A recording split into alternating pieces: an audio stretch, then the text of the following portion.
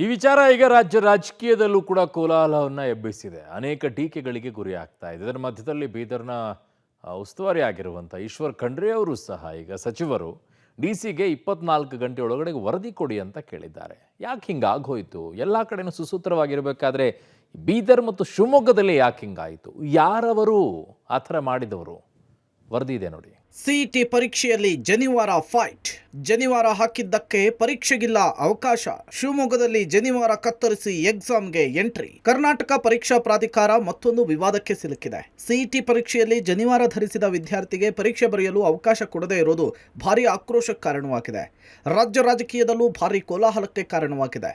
ಆದರೆ ಸಿಇಟಿ ಪರೀಕ್ಷೆಯ ಡ್ರೆಸ್ ಕೋಡ್ನಲ್ಲಿ ಜನಿವಾರ ಹಾಕಬಾರ್ದು ಅಂತ ಎಲ್ಲೂ ಕೂಡ ಉಲ್ಲೇಖಿಸಿಲ್ಲ. ಆದರೂ ಪರೀಕ್ಷಾ ಸಿಬ್ಬಂದಿ ಈ ರೀತಿ ವರ್ತಿಸಿರೋದು ಬ್ರಾಹ್ಮಣ ಸಮುದಾಯದ ಕೆಂಗಣ್ಣಿಗೆ ಗುರಿಯಾಗಿದೆ. ಸಿಇಟಿ ಡ್ರೆಸ್ ಕೋಡ್ ಏನು ಹೇಳುತ್ತೆ? ಪುರುಷ ಮತ್ತು ಮಹಿಳಾ ಅಭ್ಯರ್ಥಿಗಳಿಗೆ ಪ್ರತ್ಯೇಕ ವಸ್ತ್ರ ಸಂಹಿತೆ. ಪುರುಷ ಮಹಿಳಾ ಅಭ್ಯರ್ಥಿಗಳು ಅರ್ಧ ತೋಳಿನ ಬಟ್ಟೆ ಧರಿಸಬೇಕು. ಸಾಧ್ಯವಾದಷ್ಟು ಕಾಲರ್ ಇಲ್ಲದ ಬಟ್ಟೆ ಹಾಕೊಂಡು ಬಂದರೆ ಉತ್ತಮ. ಪುರುಷರು ಜೇಬು ಇಲ್ಲದ ಕಡಿಮೆ ಜೇಬುಗಳಿರುವ ಸರಳ ಪ್ಯಾಂಟನ್ನು ಧರಿಸಬೇಕು. Kurta pyjama, jeans pant, shoe ನಿಷೇಧ.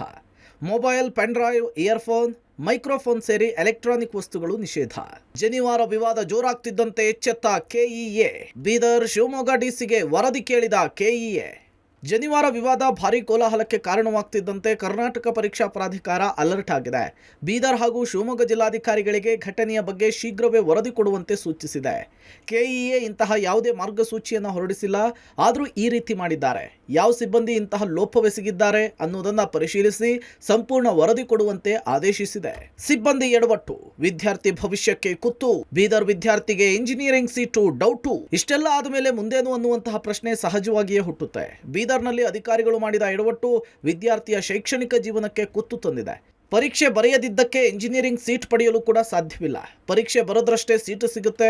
ಪಿಯುಸಿಯಲ್ಲಿ 50% ಅಂಕ ಮತ್ತು ಸಿಇಟಿಯಲ್ಲಿ 50% ಅಂಕ ಒಟ್ಟು ಮಾಡಿ ಸಿಇಟಿ ರ್ಯಾಂಕ್ ಅನ್ನು ಘೋಷಣೆ ಮಾಡಬಹುದು. ಈಗ ಎಕ್ಸಾಮ್ ಅನ್ನು ಬರೆಯದೇ ಇರೋದ್ರಿಂದ ವಿದ್ಯಾರ್ಥಿಗೆ ಸೀಟ್ ಸಿಗೋದು ಕೂಡ ಅನುಮಾನವೇ. ಹಾಗಾದ್ರೆ ಕೆಇಎ ಮುಂದಿರುವಂತಹ ಆಯ್ಕೆಗಳೇನು ಅನ್ನೋದನ್ನ ತೋರಿಸ್ತೀವಿ ನೋಡಿ. ಕೆಇಎ ಮುಂದಿರುವ ಆಯ್ಕೆಗಳೇನು? ಇದೊಂದು ವಿಶೇಷ ಪ್ರಕರಣ ಅಂತ ಪರಿಗಣಿಸೋದು. ಸರ್ಕಾರದಿಂದ ಅನುಮತಿ ಪಡೆದು ವಿದ್ಯಾರ್ಥಿಗೆ ಮರುಪರೀಕ್ಷೆ ನೀಡೋದು. ಮರುಪರೀಕ್ಷೆ ಸಾಧ್ಯವಾಗದೇ ಇದ್ರೆ ವಿದ್ಯಾರ್ಥಿಯ ಮೊದಲ ದಿನ ಬರೆದ 2 ವಿಷಯಗಳ ಅಂಕ ಪರಿಗಣನೆ.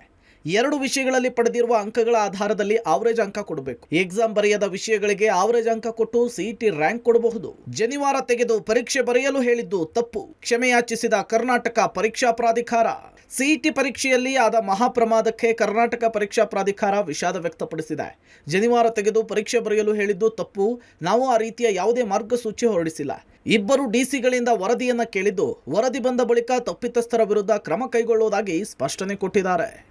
ಬೀದರ್ ವಿದ್ಯಾರ್ಥಿಗೆ ಮರುಪರೀಕ್ಷೆಯ ಬಗ್ಗೆ ಚರ್ಚಿಸಿ ತೀರ್ಮಾನ ಕೈಗೊಳ್ಳುವುದಾಗಿ ತಿಳಿಸಿದ್ದಾರೆ. ಆದರೆ ಜನಿವಾರ ತೆಗೀರಿ ಅಂತ ಹೇಳಿರುವಂಥದ್ದು ನಾನು ಖಂಡಿಸ್ತೀನಿ, ತಪ್ಪು. ಯಾಕೆಂದರೆ ಕರ್ನಾಟಕ ಪರೀಕ್ಷಾ ಪ್ರಾಧಿಕಾರ ನಾವು ಜನಿವಾರ ಅಂತ ತೆಗೆಯುವಂತ ಹೇಳುವಂಥ ನಿರ್ದೇಶನ ಇಲ್ಲ. ಅದ್ರ ಬಗ್ಗೆ ನಾವು ಇಬ್ಬರು ಜಿಲ್ಲಾಧಿಕಾರಿಗಳಿಗೆ ಮಾತಾಡಿ ಒಂದು ವರದಿಯನ್ನು ತರಿಸ್ಕೊಂಡು ಏನು ಮಾಡಬೇಕು ಮುಂದೆ ಅಧಿಕಾರಿಗಳ ಹಂತದಲ್ಲಿ ಚರ್ಚೆ ಮಾಡಿ ಅದಕ್ಕೊಂದು ಪರಿಹಾರ ಕಂಡುಹಿಡಿತೀವಿ. ಬಟ್ ಕರ್ನಾಟಕ ಪರೀಕ್ಷಾ ಪ್ರಾಧಿಕಾರ ವಿದ್ಯಾರ್ಥಿಗಳ ಪರವಾಗಿ ಇರುತ್ತೆ. ತಪ್ಪಿತಸ್ಥರ ವಿರುದ್ಧ ಕ್ರಮ ಎಂದ ಉನ್ನತ ಶಿಕ್ಷಣ ಸಚಿವ. ಸಮುದಾಯದ ಮಧ್ಯೆ ಬೆಂಕಿ ಹಚ್ಚುವ ಕೆಲಸ ಎಂದ ಬಿಜೆಪಿ. ಇನ್ನು ಘಟನೆಯ ಸಂಬಂಧ ಉನ್ನತ ಶಿಕ್ಷಣ ಸಚಿವ ಸುಧಾಕರ್ ಪ್ರತಿಕ್ರಿಯೆ ಕೊಟ್ಟು, ಕೆಇಎಯಿಂದ ಜನಿವಾರ ತೆಗೆಸಿ ಪರೀಕ್ಷೆ ಬರೆಸುವ ನಿಯಮ ಇಲ್ಲ.